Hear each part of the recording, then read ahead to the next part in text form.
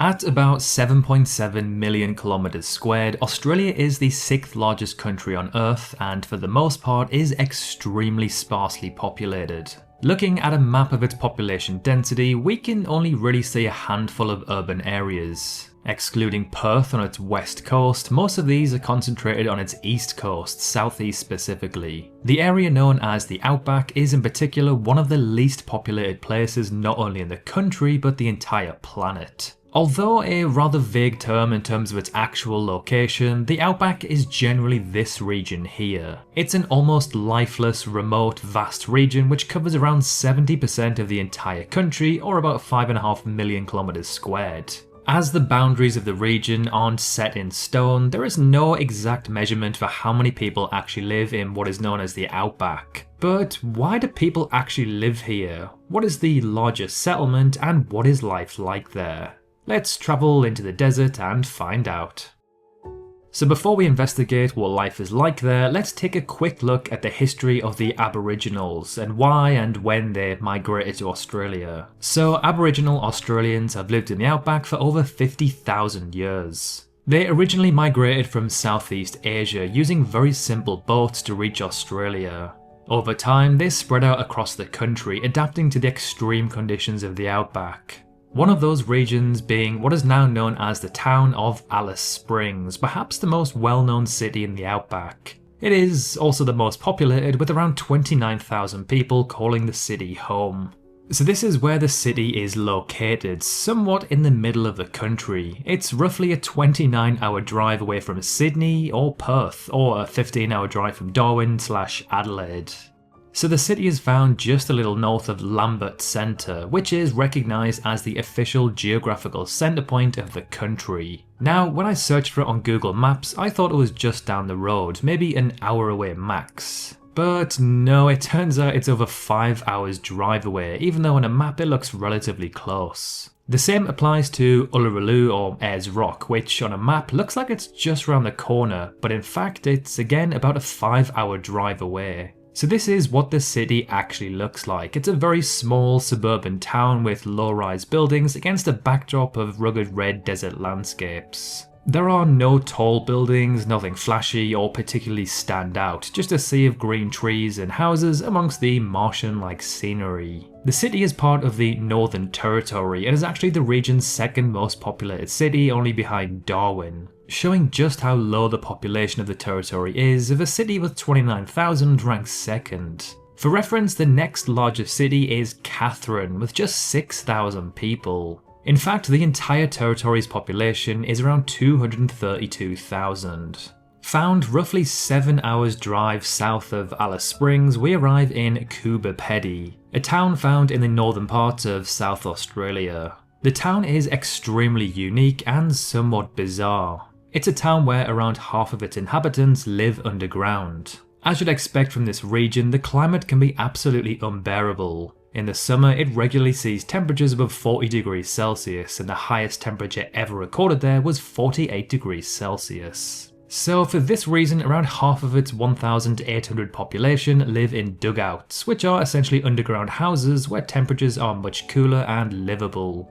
The town is primarily known for its opal mining, which is the field most of its residents work in. However, in recent years, it's gained traction due to its uniqueness, creating a small but steady tourism industry. As well as homes, there is a church, hotel, restaurant, and museums found underground within the city. Now, when you think of the Outback or deserts in general, you don't necessarily think of water or lakes for that matter. However, within the Outback is where you'll find Australia's largest lake, Lake Eyre. During times of storms or heavy rainfall, the lake can cover an area of some 9,500 kilometers squared, a larger area than that of the country of Cyprus. But for most of the year the lake is dry due to the arid climate of the region. So why and how does this body of water exist in the first place? Well, this is due to the fact that the lake is part of what is known as a closed drainage basin. Basically, if there is water, it has nowhere else to go but this lake. The lake then collects this water, and then it eventually dries up in the heat of the summer. It's kind of crazy that the outback is so large that it touches almost every state in the country. It of course isn't in Tasmania, as that's an island state with a more temperate climate which is lush and green.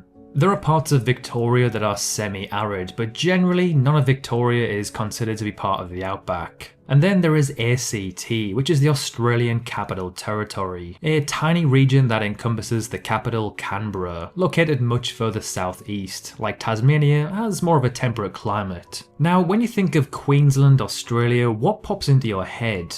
For me, I instantly think of tropical rainforests. However, that only covers around 10% of the state, and in fact about 80% is arid desert / the outback. Within this 80% we have Boulia, a town with a population of only around 300. This is what it looks like. Again, similar to Alice Springs, it's a town full of detached low-rise buildings with not much going on and a red Martian-like background.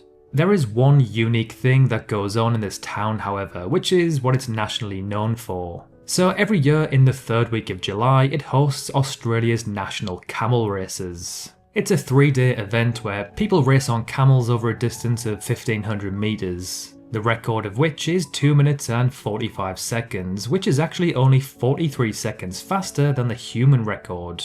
Found around 5 hours drive north of Alice Springs is Tennant Creek Airport, one of the country's smallest airports. Over the course of a year, maybe 10,000 people may use it. That's somewhere in the region of around 30 people per day. But who exactly is using an airport like this in the middle of absolute nowhere? Well, other than the residents of the nearby town of Tennants Creek, you may have the odd tourist, mine worker, or government official. Now, as small as this airport is in terms of passenger numbers, it's actually got nothing on Biduri Airport found in Queensland. This airport typically sees around 1 to 200 passengers per year, seeing only around 40 to 50 flights for the entire year. Again, the only people who may use the airport are the odd tourist, government officials, and the residents of the nearby town, Biduri, a town with a population of only around 150 people. The town itself is of course absolutely tiny, however the locality around the town covers an area of some 36,000 kilometers squared.